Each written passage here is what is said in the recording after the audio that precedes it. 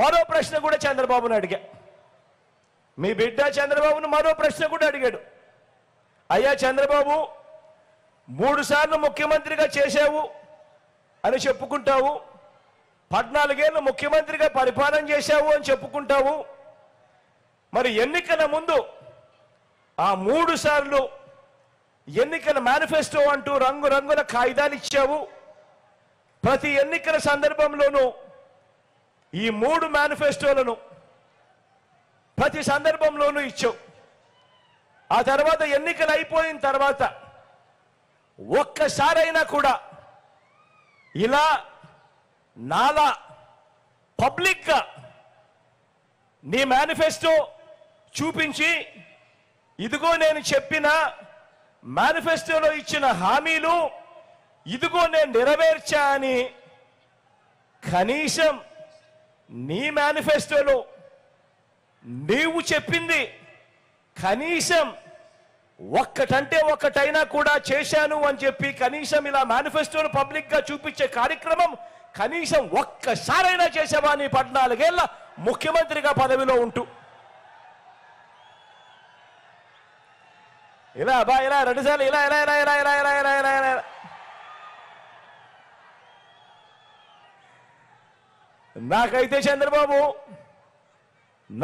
చంద్రబాబు ఎన్నికలకు ముందు మాత్రమే మేనిఫెస్టో చూపిస్తాడు, కానీ ఎన్నికలు అయిపోయిన తర్వాత మేనిఫెస్టో మాత్రం చూపించడు.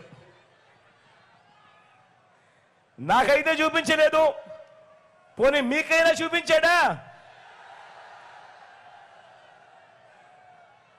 అసలు మేనిఫెస్టో కాపీలైనా చూపించే దమ్ము, ధైర్యం, నిబద్ధత నీకుందా చంద్రబాబు అని అడుగుతా ఉన్నాను.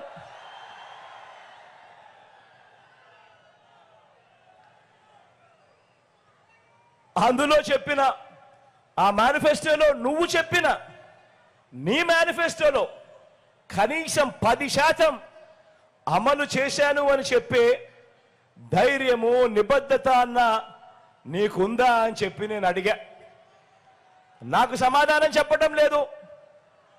పోనీ మీకైనా సమాధానం చెప్పాడా అని అడుగుతా ఉన్నా.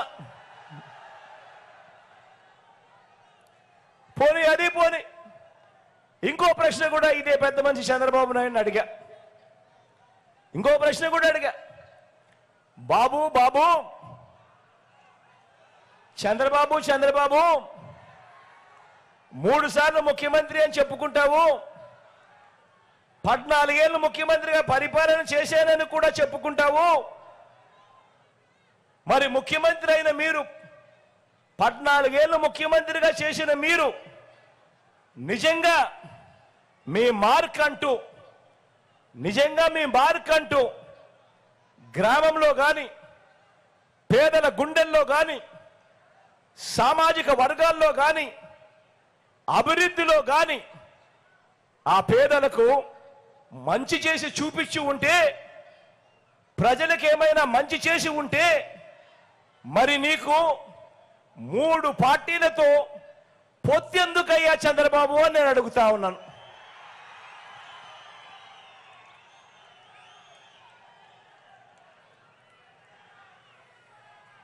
సిద్ధం సభల నుంచి ఇదే ప్రశ్న అడిగా. మీ అందరి ముందు అడిగా. మరి చంద్రబాబు నాయుడు గారు దీనికైనా సమాధానం ఇస్తున్నాడా అంటే నాకైతే ఇవ్వలేదు. మరి మీకేమైనా ఇచ్చాడా అని అడుగుతా ఉన్నాను.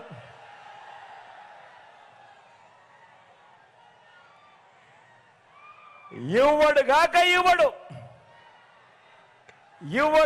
ఇవ్వడు. అంతేకాదు, ఈ పెద్ద మనిషి చంద్రబాబు నాయుడు గారిని ఇంకో ప్రశ్న కూడా అడిగా. ఇదే పెద్ద మనిషి చంద్రబాబు నాయుడు గారిని ఇంకో ప్రశ్న కూడా అడిగా. అయ్యా చంద్రబాబు 30 ఏళ్ల క్రితమే నువ్వు ముఖ్యమంత్రి పదవిలో వచ్చావు.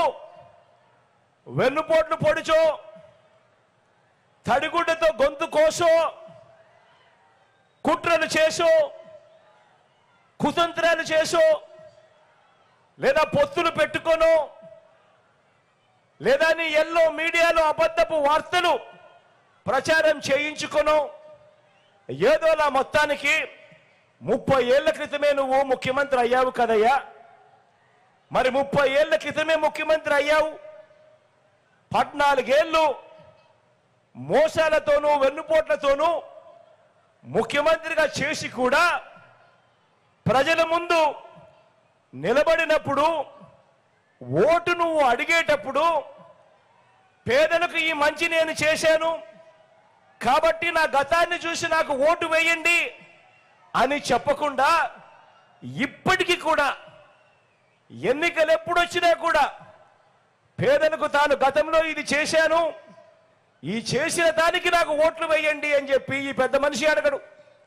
ఇప్పుడు కూడా ఎన్నికలు వచ్చేసరికి ప్రజలను మభ్యపెడుతూ జనం ముందుకు వస్తాడు, నేను అది చేస్తాను, నేను ఇది ఇస్తాను అని తన గతం గురించి చెప్పడు. కానీ ప్రజలను మభ్యపెట్టే కార్యక్రమంగా నాకు ఓటేస్తే నేను కేజీ బంగారం ఇస్తాను, నాకు ఓటేస్తే నేను ఇంటింటికి బెంచ్ కారు కొనిస్తాను, నాకు ఓటేస్తే ముఖ్యమైన హామీలు ఇస్తాను, నాకు ఓటు వస్తే సూపర్ 6 సూపర్ 7 అని ఇలాంటివి మాట్లాడతాడే. కానీ నేను ముఖ్యమంత్రిగా 14 ఏళ్ళు పరిపాలన చేశాను, ప్రతి పేదవాడిలోనూ గుడి కట్టుకునేట్టుగా, ప్రతి పేదవాడి గుండెల్లో గుడి కట్టుకునేట్టుగా ఆ పేదవాడికి నేను ఈ మంచి చేశాను, ఈ మంచి స్కీము తెచ్చాను, దీన్ని చూసి నాకు ఓటు వేయండి అని చెప్పి ఏ రోజు అనడు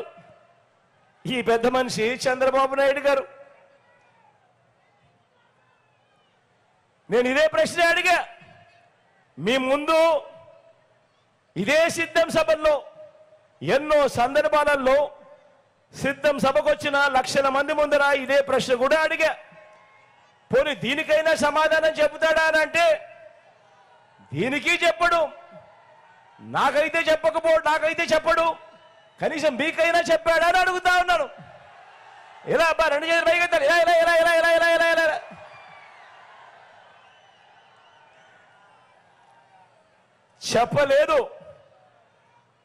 చెప్పలేదు అనే దానికంటే కూడా చెప్పలేడు అనటం కరెక్ట్ ఈ పెద్ద మనిషి చంద్రబాబు నాయుడు గారి విషయంలో. ఎందుకంటే ప్రజలతోనూ పేదలతోనూ బాబు బంధం అతకని బంధం.